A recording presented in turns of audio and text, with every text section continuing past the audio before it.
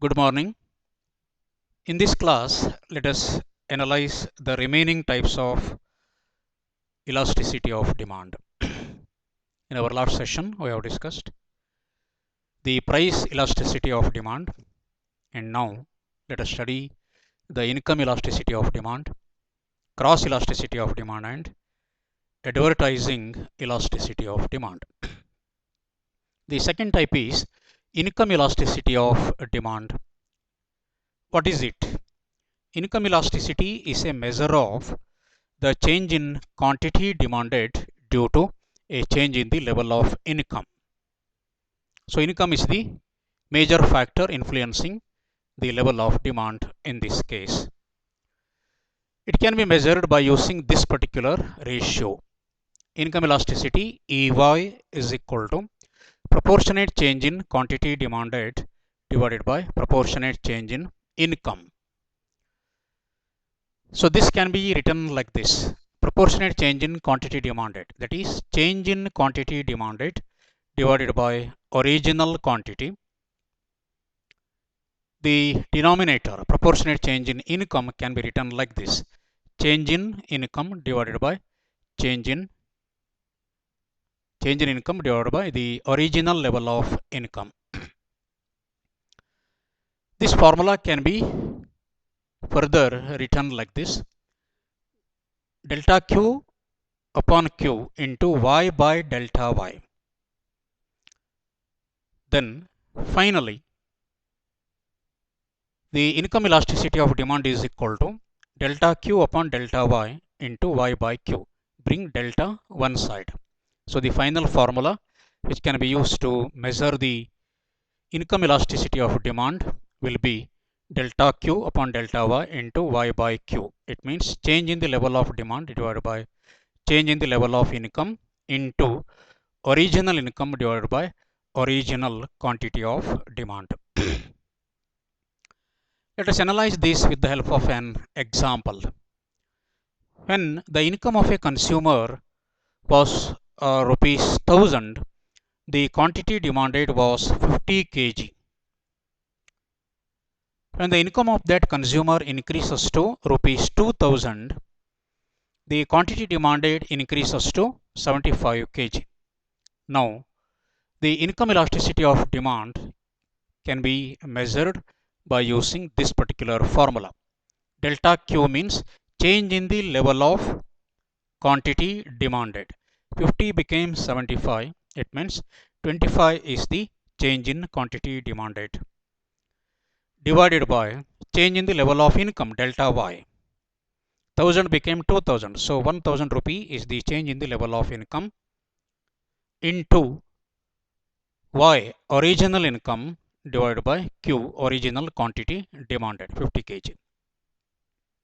So this can be simplified like this: 1000 cancels, 25 by 50 means 1 by 2. This is equal to 0.5. So here the value of income elasticity of demand is 0.5, that is less than 1. It is the type of income elasticity less than 1. Now let us study different types of income elasticity of demand. Here once again we have 5 types of income elasticity of demand. Firstly, income elasticity less than 0 or negative income elasticity. Income elasticity of demand may be negative. What do you mean by this? Here, as the income increases, the quantity demanded decreases. As the income of a consumer increases, the quantity demanded decreases.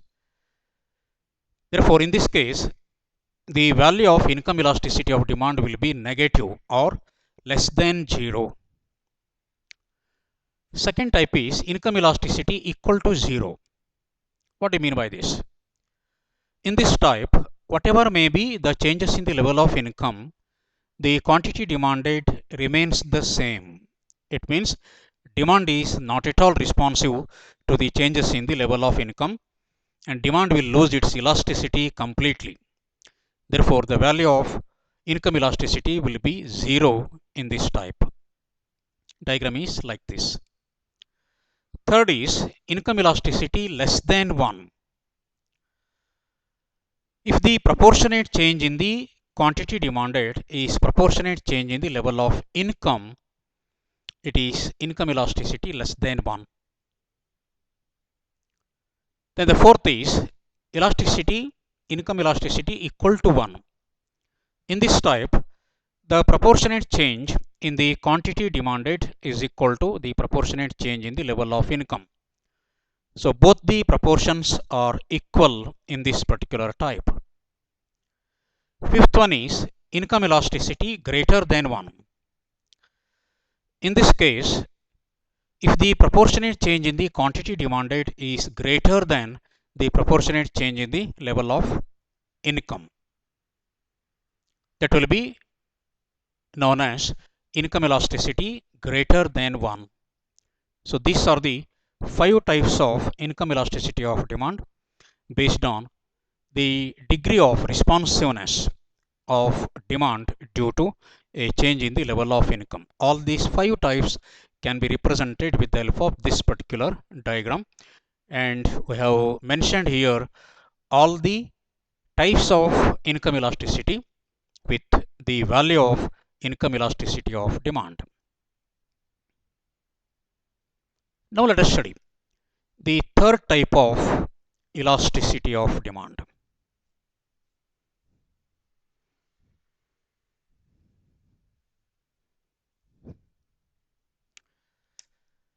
Number 3 is cross elasticity of demand. Cross elasticity of demand.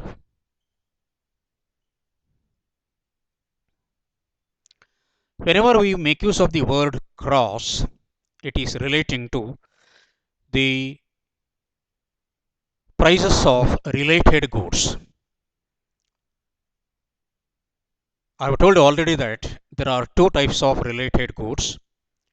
One is complementary and another is substitute.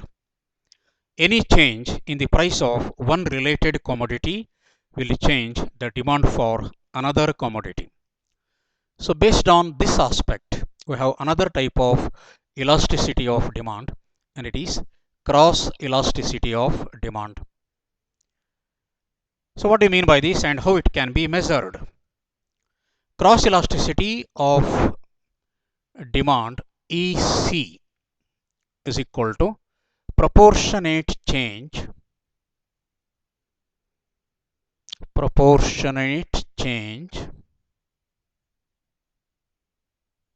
in the quantity demanded of one commodity, say X commodity. Quantity demanded of X commodity divided by proportionate change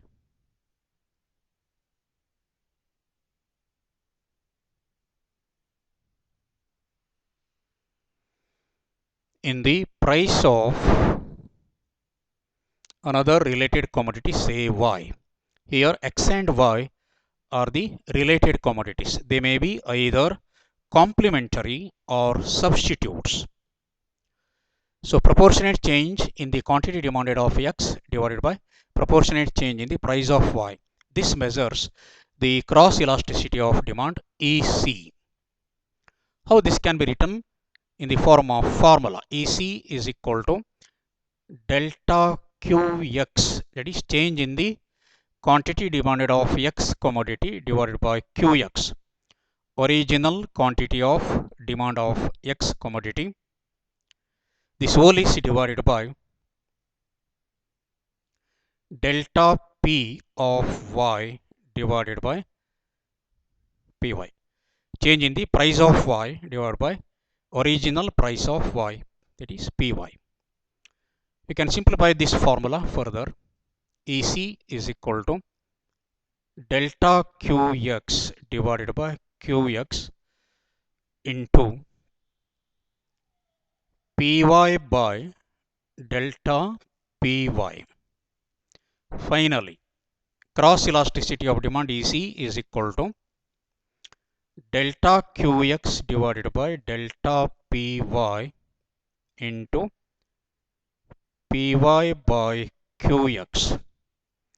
So this is the final formula which can be used to measure the cross elasticity of demand. Now let us consider an example.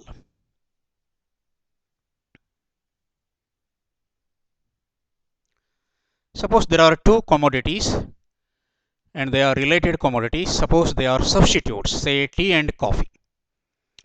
When price of tea was rupees 60, the quantity demanded of coffee was 5 kg.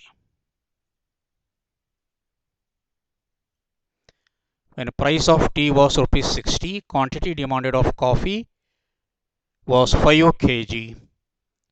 When price of tea increases to rupees 80, the quantity demanded of coffee increases to 10 kgs.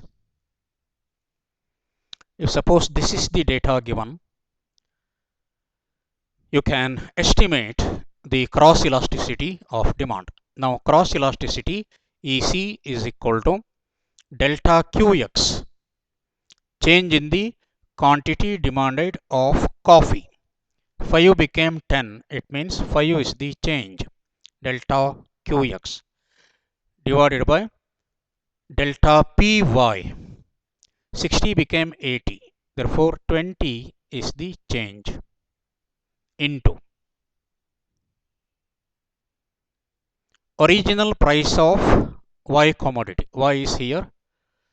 Original price of Y 60 divided by original quantity of Y commodity 5 kg.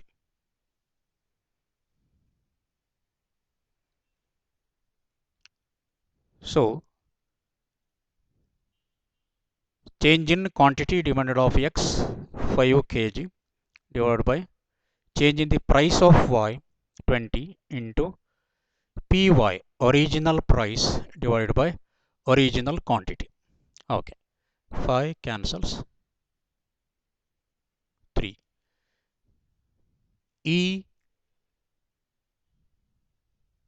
C EC is equal to 3 in this case. So the cross elasticity of demand and its value in this example is 3 and it is greater than 1. Okay.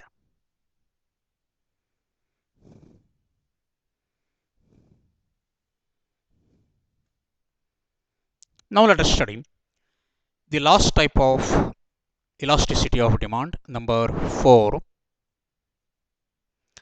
advertising elasticity.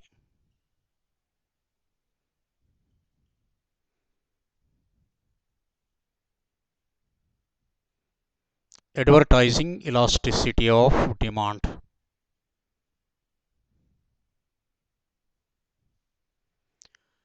You know very well, advertisement is another important factor determining demand. Therefore, today big companies are spending a lot of money on advertisements just to create large scale demand for their products and at the same time to capture a team of loyal customers and to divert the customers from one particular brand to their particular brand.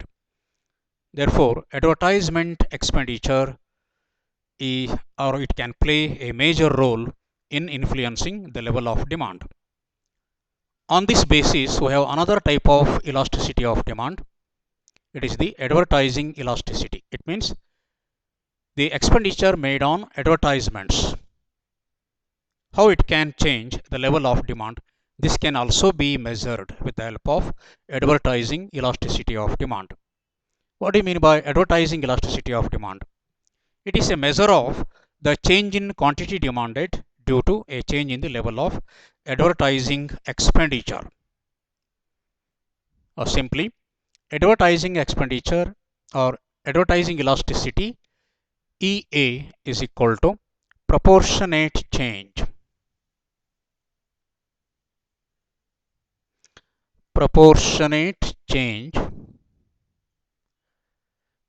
in the level of demand divided by proportionate change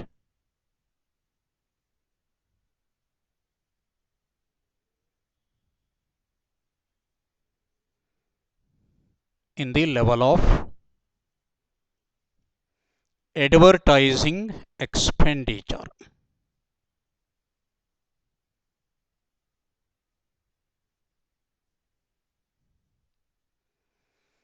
So this can be written with the help of a formula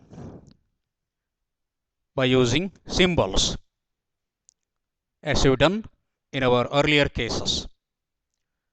So EA, advertising elasticity, is equal to change in quantity demanded, delta Q upon Q, original quantity of demand. This whole is divided by delta A, change in advertising expenditure, divided by original advertising expenditure. Delta Q upon Q, this whole is divided by delta A upon A. Further, EA is equal to delta Q upon Q into A by delta A. Bring delta one side. Finally, EA is equal to delta Q upon delta A into A by Q.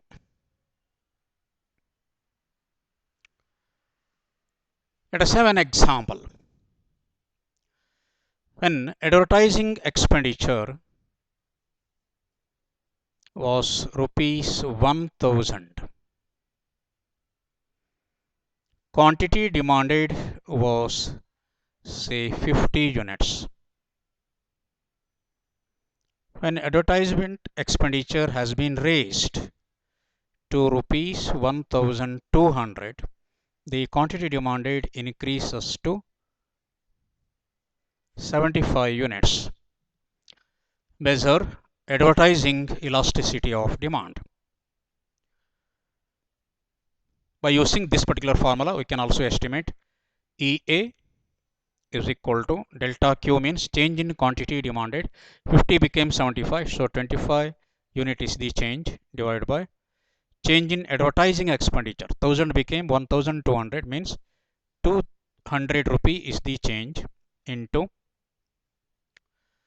A, original advertising expenditure 1000 divided by original quantity 50. Therefore, EA is equal to cancels 5. 5 by 2, this is equal to 2.5. 2.5 is the advertising elasticity of demand in this particular example. So in this way, by using this formula, we can simply measure the advertising elasticity of demand, that is the responsiveness of demand due to a change in the level of advertising expenditure.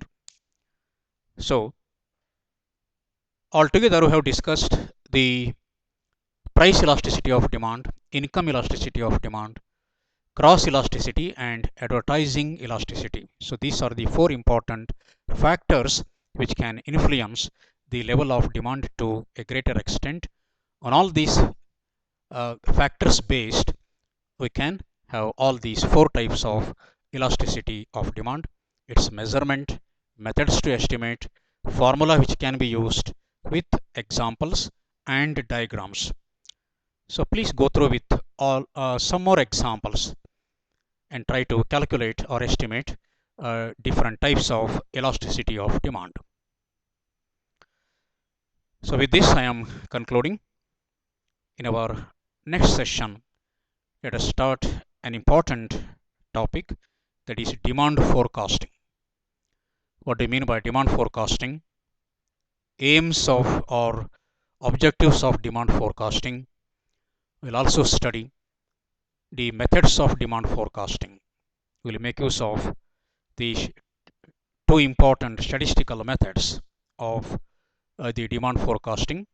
One is trend projection method, another is the regression technique or regression analysis. So trend projection as well as the method of least square by using simple linear regression equation. And this topic may appear for your case study question also. So in our next session, let us study or start with the topic demand forecasting. With this, I am concluding. Thank you.